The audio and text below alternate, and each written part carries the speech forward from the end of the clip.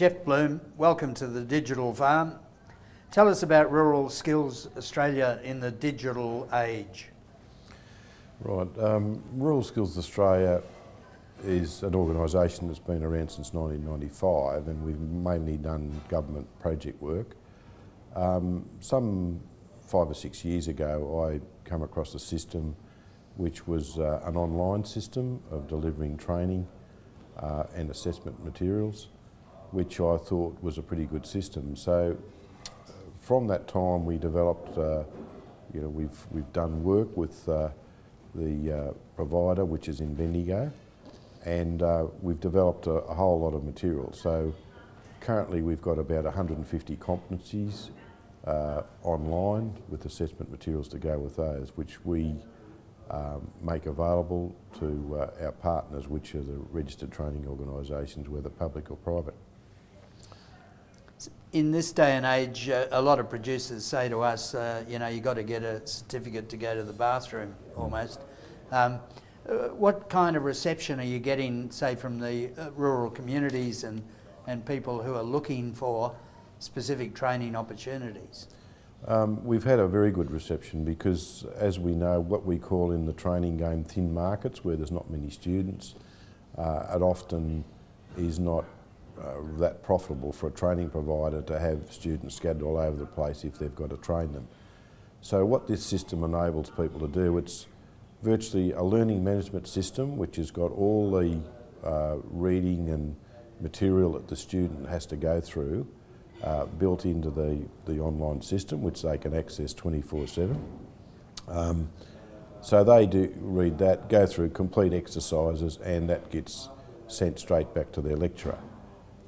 We also have assessment materials which relate to that competency standard, and it is done to an industry standard that if you're operating a header or a tractor, you've got to be able to demonstrate that you are competent in these different areas.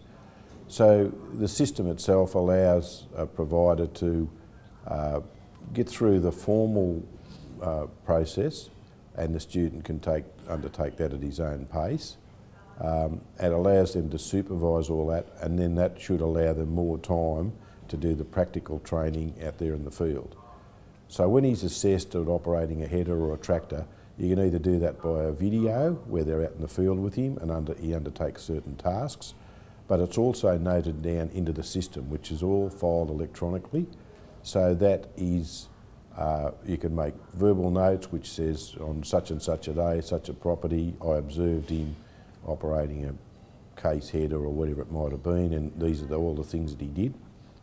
And that is then filed into the system, and when the auditors come along and say, why did you give that student a certificate at that level, at whatever certificate 4 or 2 or whatever it might have been, you can produce the proof that these are all the upfront stuff that he did, and this is why he was deemed competent, because he could operate in a competency-based field.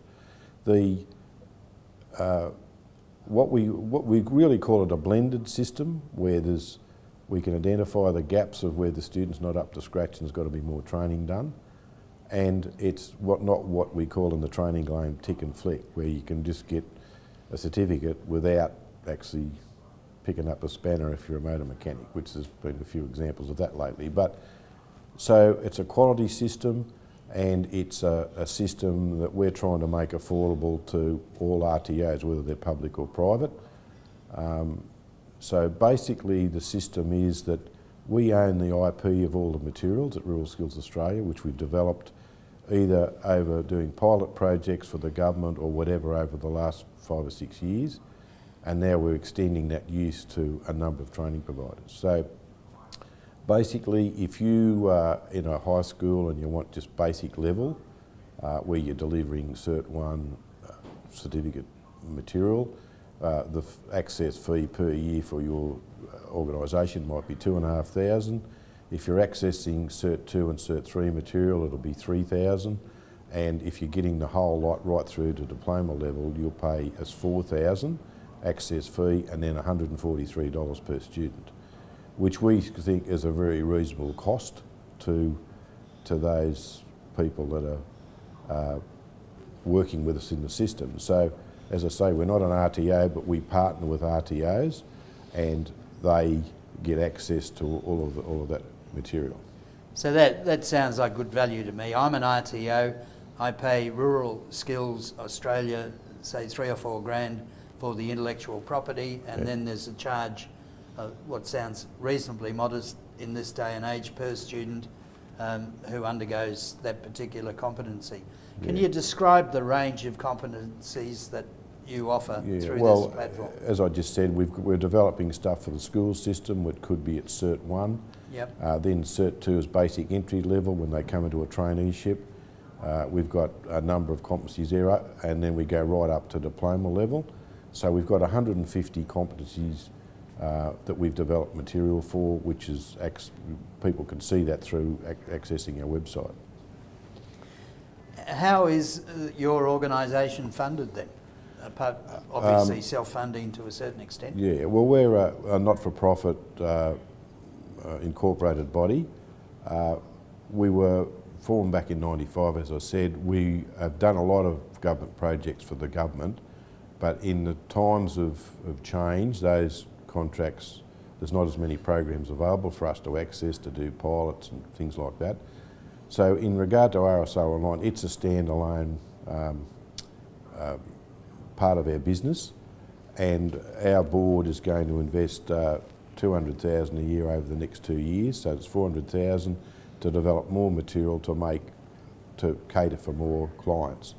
Currently we've probably got 25 to 30 RTOs on board, but we're also picking up business from other clients that have come to us, such as Grain Trade Australia come to us, and we developed a whole heap of material which we've actually got accredited through ASQA, and we've also developed material online for them to use. So we're sort of open, we've got a very broad spectrum we cover, and we can probably cater for skill sets and full qualifications, and we're looking at this as our future rather than, because some of our government contracts have either finished or are being cut back.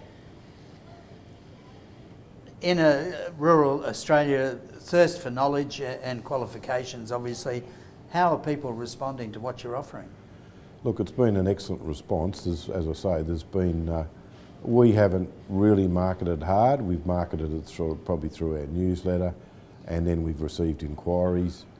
In some states we've got a bigger footprint than others, like West Australia we've got a lot of different organisations that are using it. But now we're looking at things such as government programs such as the Green Army, where they might do 4 to 6 competencies.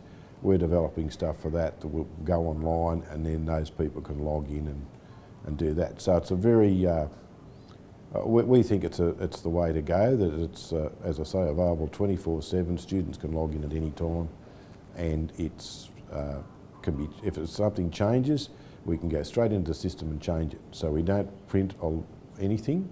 All of the stuff is held within the system. Excellent. Geoff Bloom, just to close, give us a bit of a thumbnail sketch of you and your life and times, and where your life journey took you to being CEO of Rural Skills. Well, to start with, I grew up on a farm in Gippsland, Victoria, so I think I was fortunate that I was able to develop some skills, some farming skills at an early age, because as people know, that when you're brought up on a farm you usually have to do work and usually don't get paid. And so in my day I left the farm when I was 17 or 18 and pursued a career through the public service. Then in 1995 I was seconded out from the Department of Employment, Education and Training, where I was an industry officer there, and I seconded out to set up Rural Skills Australia as part of a government initiative that formed 20 industry training companies. I was fortunate that I was still there 18 months later. We had a round of redundancies at the government and I didn't want to go back there, and I stayed with Rural Skills Australia. So I've also got an interest in the racing industry, in the thoroughbred side, where I've been fortunate. I've been a board member of the Canberra Racing Club. I'm a board member of the Australian Racing Board. I've been chair of the Canberra Racing Club for 8 years, but I'm in sort of a mode now where I'm looking possibly to, in the next year or two, to go into retirement. But certainly it's been a great journey for me to, originally in the government I was in financial management type positions, and then I got into the industry training area, which I saw the development of the early training packages back in the 90s. And I've really been fortunate to be in the jobs that I've had during my lifetime.